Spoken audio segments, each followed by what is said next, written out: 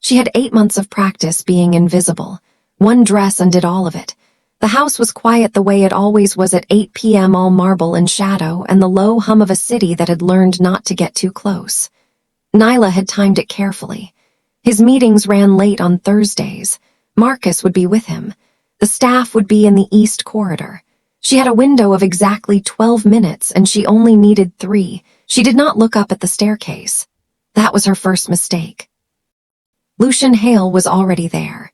He had not moved in some time, judging by the stillness of him, coat on, hands loose at his sides, the particular quality of patience that belongs not to calm men, but to men who have already decided how something ends. His eyes found hers the instant she crossed the threshold. He said nothing. He did not need to. The silence between them had its own weight, its own grammar, its own specific meaning that Nyla had spent 8 months convincing herself she could not read. She stopped walking. The door was 6 feet behind her. He was 20 feet ahead. And somehow in that geometry she already understood she was not leaving tonight. She spent 8 months being invisible in his house. He spent 8 months memorizing every detail of her life. Tonight they both run out of places to hide. Stay until the very last chapter, you will not recover from that ending. Black heart, she opened her mouth to tell him she was leaving, and then she saw his hands, not clenched, not raised.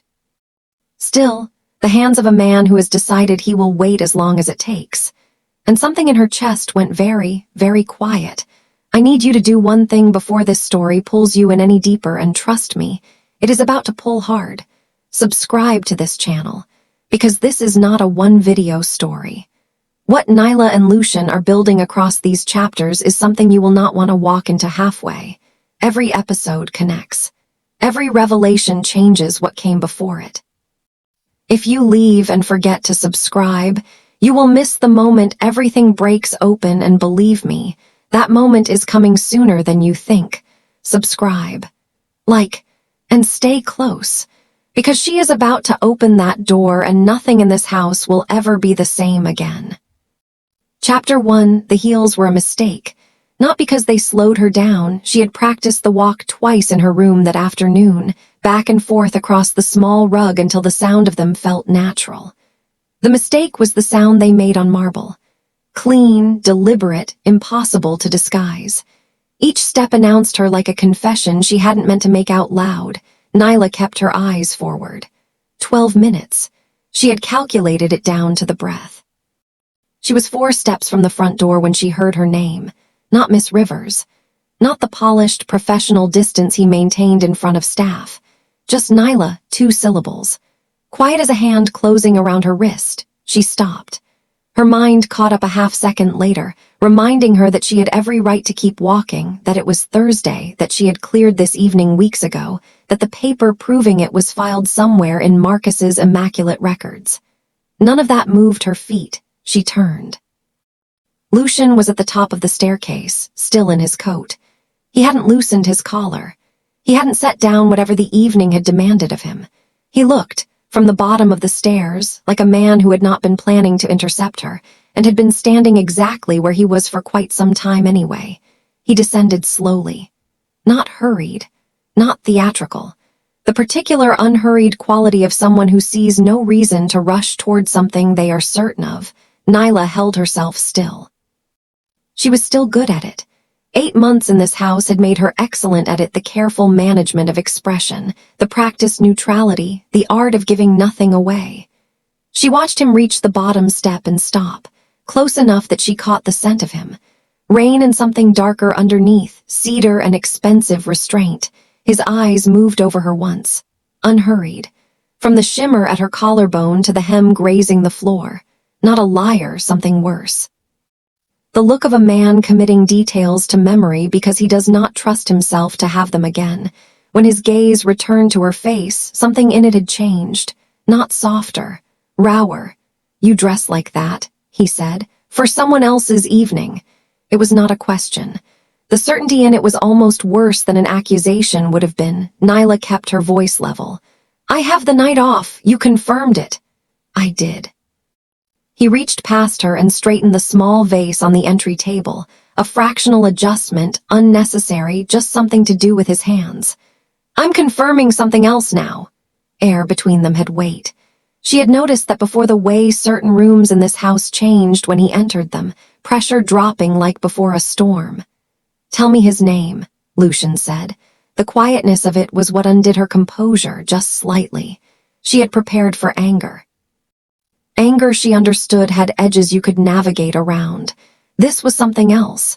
This was a man asking a question he already knew the answer to and asking it anyway, and the reason for that was the thing she did not want to examine too closely. You already know it, she said, a pause, brief but not nothing. Yes, he said, I do. His eyes stayed on hers, patient. Waiting for something she had not decided, yet whether she was willing to give, and somewhere beneath the careful architecture of her composure. A door she had kept shut for 8 months shifted very slightly on its hinges. Chapter 2. She should have walked out anyway. That was the thought Nyla returned to while the silence stretched between them, that she had every legal, professional, and moral right to step around him, push through that door, and let the cold night air settle the question for both of them. She had the paperwork. She had the principle. She had 8 months of careful distance that she had maintained with the discipline of someone who understood exactly what happened to women who forgot where they stood in houses like this one. She stayed. Lucien reached into his coat. Not for anything threatening, she had learned to read the difference, but for his phone. He held it out to her without ceremony, the screen already lit. She looked down. The first photograph was from 3 weeks ago. The farmer's market on Clement Street, early Saturday, her hair still damp from the shower. She remembered that morning. She had bought basil and a coffee she hadn't finished. She had not once looked over her shoulder. She scrolled. Her thumb moved slowly, then stopped. The cafe on 4th Street, her corner table. The paperback she brought every Sunday and rarely read because she preferred to watch people move through the street outside. 6 photographs, different Sundays, the same table. Her chest did something complicated. His name is Calvin Marsh, Lucien said behind her. 34, corporate attorney. He has asked 3 women to dinner in the past year. 2 of them he stopped calling after the second date. The third filed a complaint with HR that was quietly resolved. A pause. He is not a good reason to put on that dress. Nyla set the phone down on the entry table, carefully, the way you set down something that might break if you're not deliberate about it. You had me follow. Her voice came out steadier than she deserved credit for. Yes, for months. Yes, she turned to face him. She wanted to find the cold mask, the one she had catalogued in her first week here, the one that made his staff speak to him in carefully measured sentences. It wasn't there. What was there instead was harder to look at. Why? She asked. Lucien was quiet for long enough that she thought he wouldn't answer. Then, and this was the thing she would not be able to stop turning over for the rest of the night, his voice shifted. Something in the architecture of it gave way, just slightly, the way a wall sounds different when you find the hollow place inside it. Because I cannot breathe correctly, he said, when you are gone longer than I expect. Not worried. Now it's a security matter. That. Nyla's hands went cold. She looked at the photograph still glowing on the screen. Then she looked at him really, past the coat and the control and the careful stillness, and understood something that rearranged the entire shape of the last 8 months. Lucien Hale was not angry. He was terrified. Chapter 3, the photographs were still glowing on the screen between them, but neither of them looked at the phone anymore.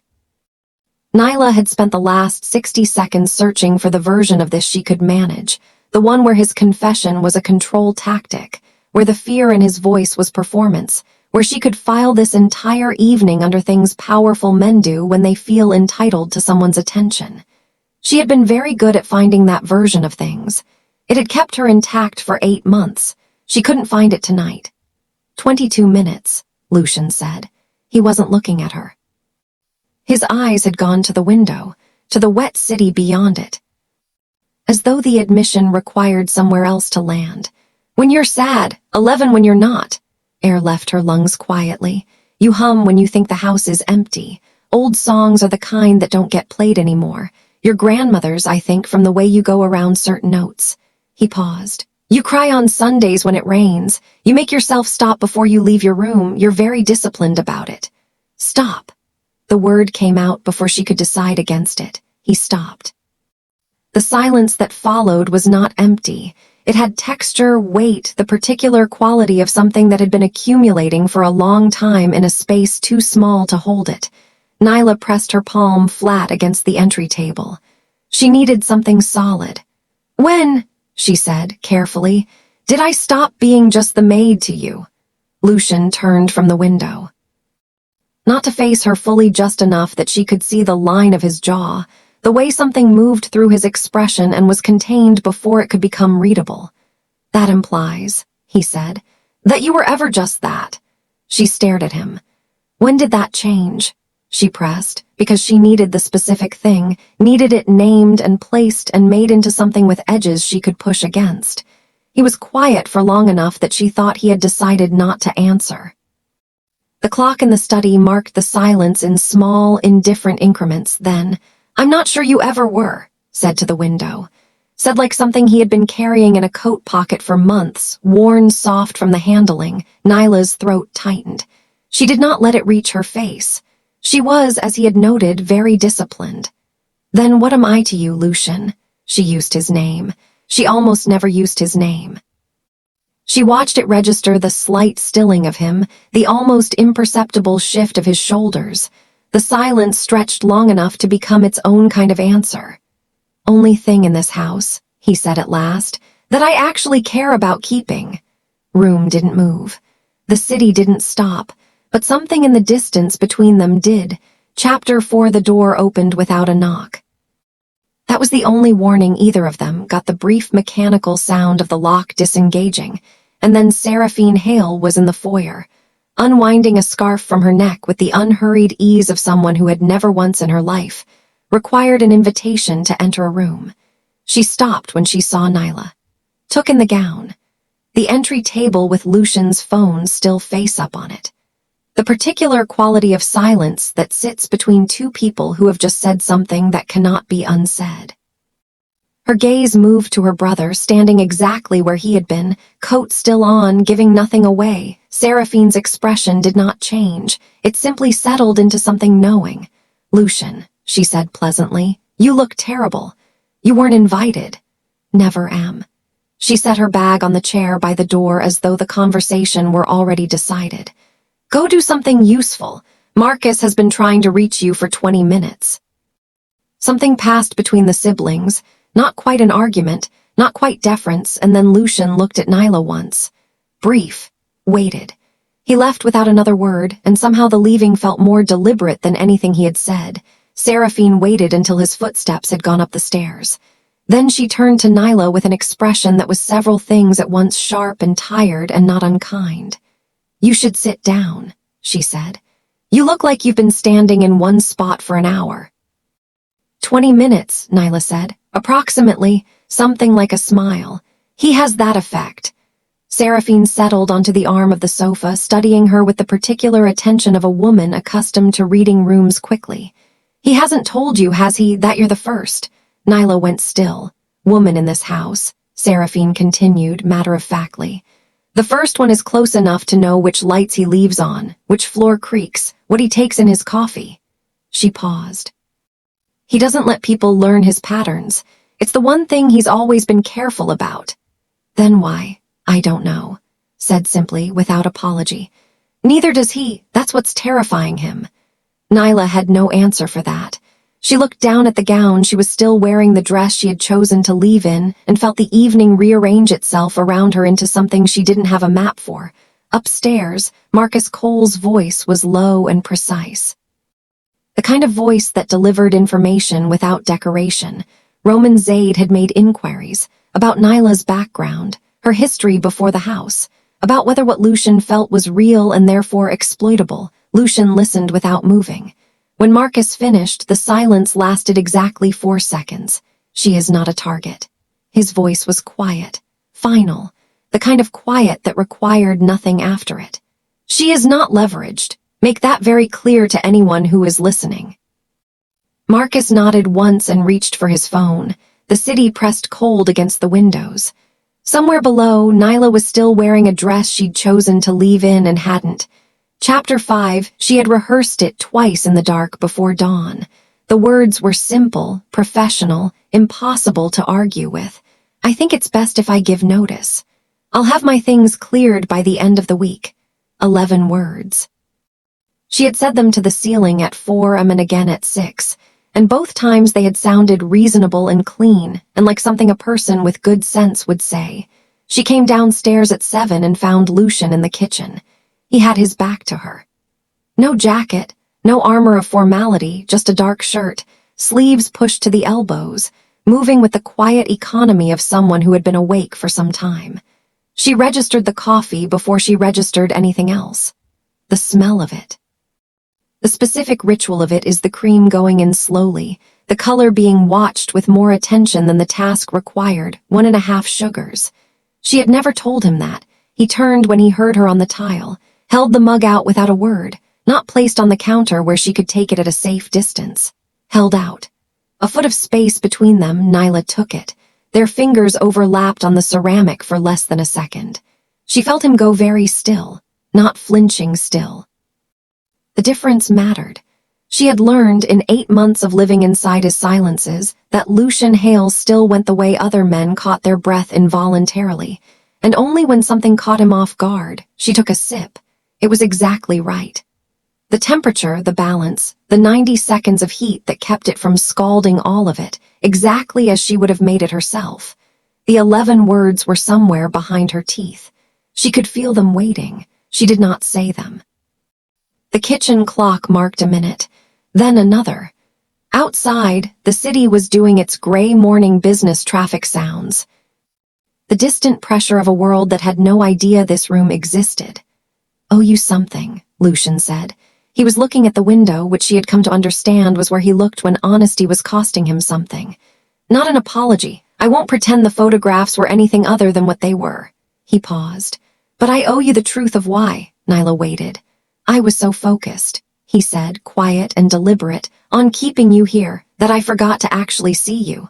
The words landed without drama. That was what made them difficult. There was no performance in them, no calculation she could point to. Just a man in a kitchen at 7 in the morning telling her the specific way he had failed her, and not asking for anything in return. Nyla set the mug down on the counter. Her hands, she noticed distantly, were shaking. The 11 words had not gone anywhere. But they felt, for the first time, like something she was choosing to hold rather than something she was waiting to release. Chapter 6, they arrived at noon, while Nyla was upstairs. White roses 24, arranged with the kind of deliberate elegance that announced money and intention in equal measure. No florist card. Just a sealed envelope, her name written across the front in ink that was unhurried and precise. She might have found them first, had the afternoon gone differently. Instead, it was Lucien who came through the side entrance at 12:14, still carrying the morning's unfinished business on the set of his shoulders, and stopped when he saw them on the kitchen counter. He stood there for a moment. Then he picked up the envelope, opened it, and read. Nyla came downstairs 20 minutes later and knew something was wrong before she reached the bottom step.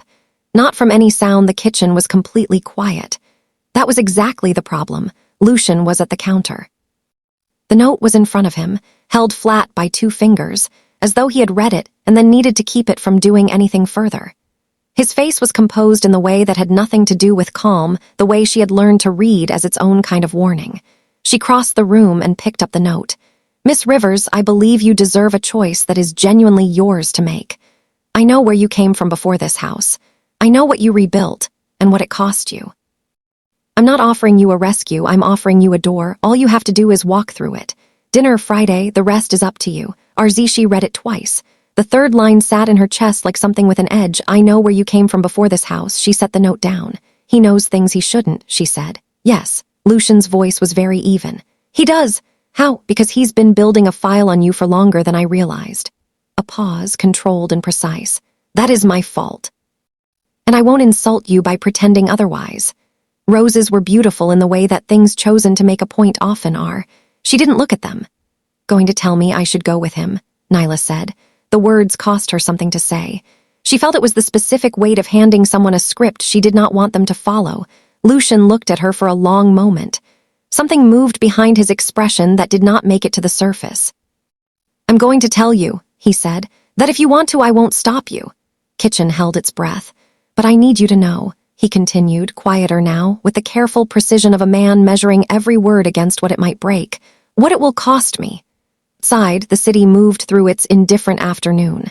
Inside, the white roses stood between them and neither of them touched them. Chapter 7, she didn't plan to say it.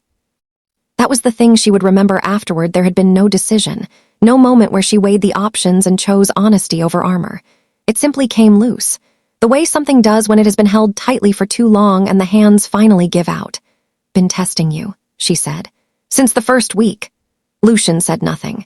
He was leaning against the counter where the roses still stood, watching her with the focused stillness she had stopped being able to misread. "Every powerful man I've trusted has eventually shown me who he actually is."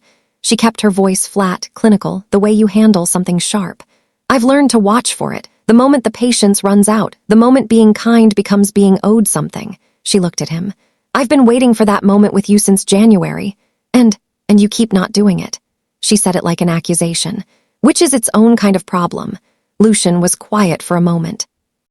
Then he pulled out the chair at the kitchen table and sat down slowly, like a man who understood that what was happening required him to make himself smaller, less imposing. She noticed that. She noticed everything and hated that she did. "Tell me the rules," he said. She blinked. "What? The rules? Whatever they are, however many there are, tell me, and I will follow them exactly." It was so plainly said. No performance, no strategy she could identify underneath it. Just a man at a kitchen table asking her to tell him how not to break her. Something in her chest cracked open along a seam she hadn't known was there. "That's the problem," she said, and her voice was no longer flat. It had an edge that belonged to something much older than tonight. "I don't have a list, I don't have terms. The rule is," she stopped, pressed her fingers against the counter, started again. "The rule is that I'm terrified." The words came out rougher than she intended. "The rule is that you're making me forget why I should be." Kitchen was very quiet. Lucien did not move toward her. He did not reach for her hand or stand up or fill the silence with anything she would have to deflect.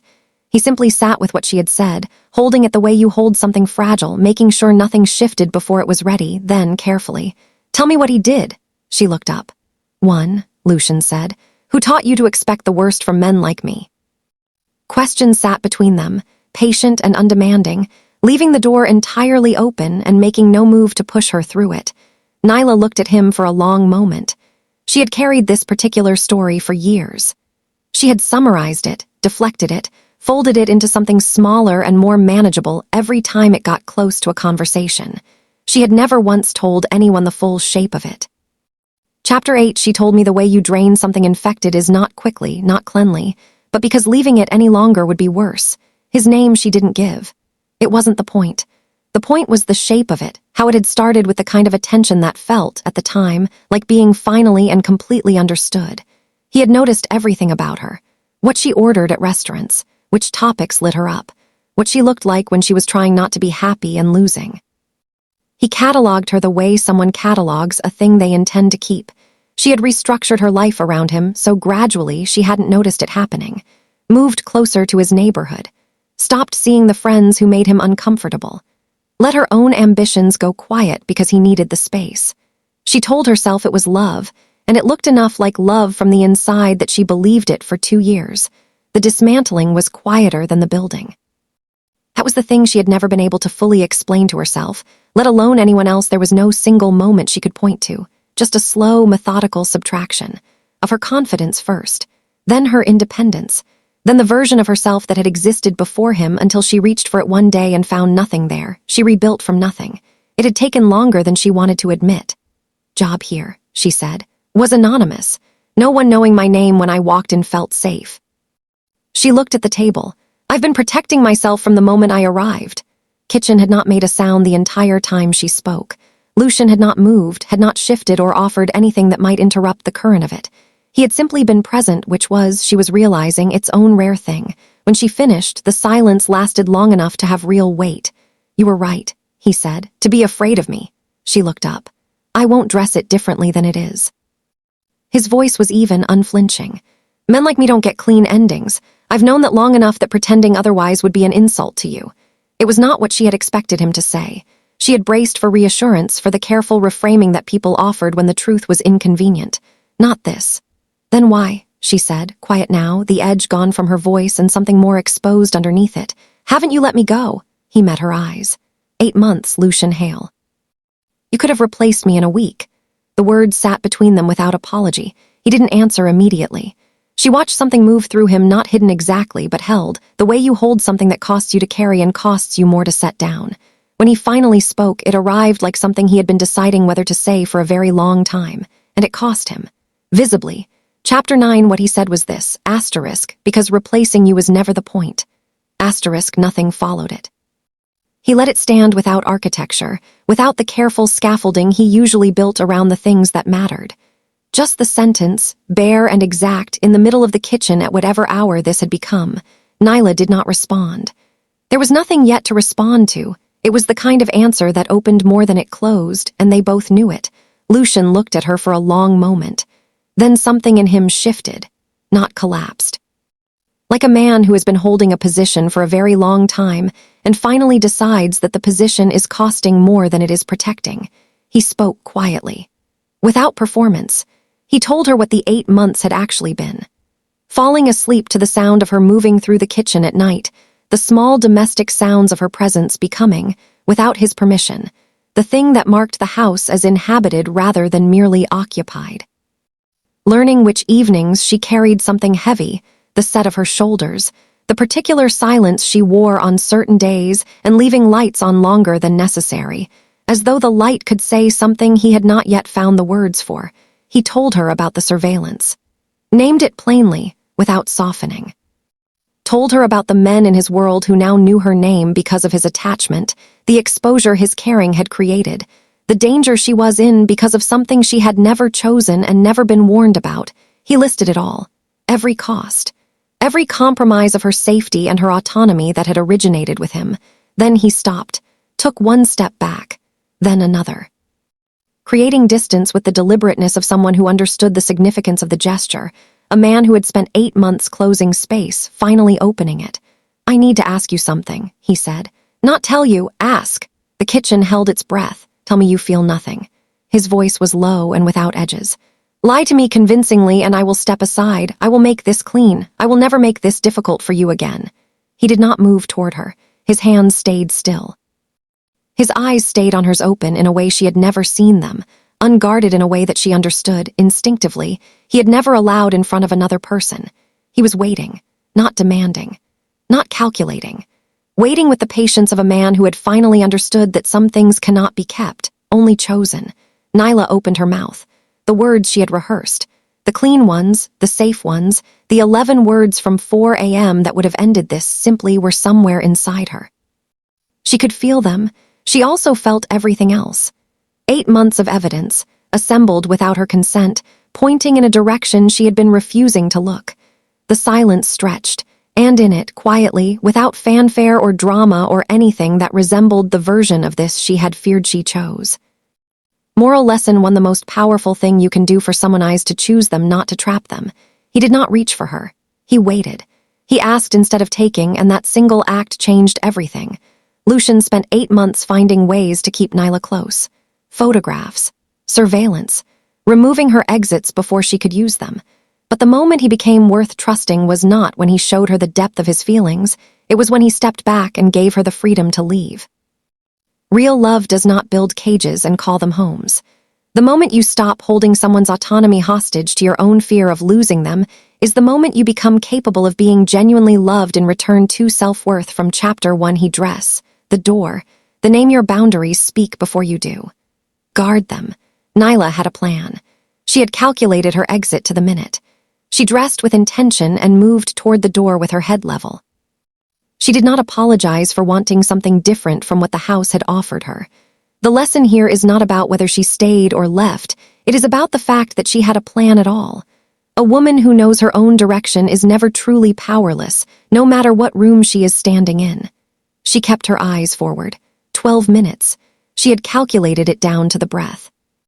3. Awareness. From Chapter 2, the photographs. The confession obsession dressed as devotion is still something you must name clearly.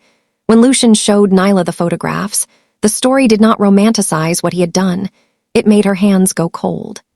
Her discomfort was real, and it was right. The moral is not that obsessive attention is love. The moral is that even when someone's feeling is genuine, the method they use to express it matters enormously. Intensity of feeling is not a substitute for respect of boundaries. Learn to tell the difference before it costs you. Intimacy of it was what undid her composure. Not because it was threatening, but because underneath the control, something in him was fracturing. Chapter 3. You stopped being just anything, you were never just anything. Do not let anyone, including yourself, file you that way. Nyla had convinced herself she was purely transactional to Lucien. Hired help. Invisible by mutual agreement.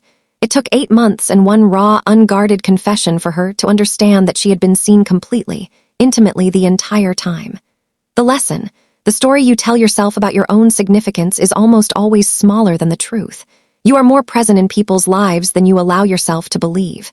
Do not shrink to fit a role that was never the whole picture. Not sure you ever were. Said like something carried too long. Put down at last 5 community from Chapter 4 Seraphine arrives.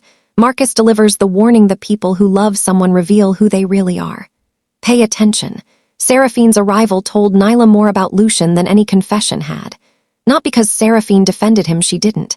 She simply told the truth. He had never let anyone this close before. Meanwhile, Marcus's warning revealed that Nyla's presence had made her a target. Both pieces of information mattered. When you are trying to understand someone, look at the people around them, how they speak about that person, what they protect, what they fear. People are clearest in the company they keep. He has never once brought a woman into this house, never once allowed someone close enough to learn his routines. You are the first. 6 actions from Chapter 5. He made her coffee. Small, specific acts of care speak louder than grand declarations. Lucien did not give Nyla a speech. He made her coffee. 1.5 sugars, cream until caramel colored, 90 seconds in the microwave. He had learned these things not because she told him, but because he had paid attention. The most meaningful thing one person can do for another is to notice them in the small, unremarkable details of daily life and quietly honor what they find. Grandiose gestures are easy. Quiet, accurate attention is rare. It is also the thing that is hardest to dismiss. He held the mug out without a word. Like an offering, not a demand. 7 Danger from Chapter 6. Roman Zade sends flowers. Not every exit offered to you is a door to something better. Read the hand behind the gift. Roman Zade's flowers were beautiful. His note was reasonable. His offer of freedom sounded generous. But everything he offered came attached to the fact that he already knew things about Nyla she had told no one, which meant the exit he was offering was also a trap. Not every person who appears to offer you a way out of difficulty has your best interests as their actual goal. Before you walk through a door someone else built for you, ask yourself what they gain when you do. He knows where she came from before this house. The line that chilled her was not a threat. That was exactly the problem. 8 Vulnerability from Chapter 7 Testing. You testing the people you love will eventually test the love itself. Learn the difference between caution and self-sabotage. Nyla's confession was one of the most honest moments in the entire story, that she had been pushing Lucien away since week 1, waiting for him to become cruel, because every man she had trusted eventually had. This is a pattern that trauma creates. We test people so that we can feel safer trusting them, not realizing that the test itself can become the reason they fail. Protecting yourself is wise. But there comes a point where the wall you built to survive becomes the wall that keeps out the very thing you most need. Rule is that I'm terrified. The rule is that you're making me forget why I should be. 9 Healing from Chapter 8. He made me need him first. Surviving what broke you is extraordinary. But surviving is not the same as living. Nyla rebuilt herself from nothing after a relationship that had dismantled her carefully and completely. She took a job that required nothing personal, maintained invisibility as a lifestyle, and called it safety. None of that was wrong. It kept her intact long enough to reach steadier ground. But survival mode has an expiration point. The habits that protect us in our most damaged seasons can quietly become the ceiling of what we allow ourselves to reach for once we are strong enough to reach further. Nyla's growth was not in forgetting what he did to her. It was in refusing to let him be the final word on what she deserved. She rebuilt herself from nothing, And the job had been anonymous and safe and required nothing personal. That was the point.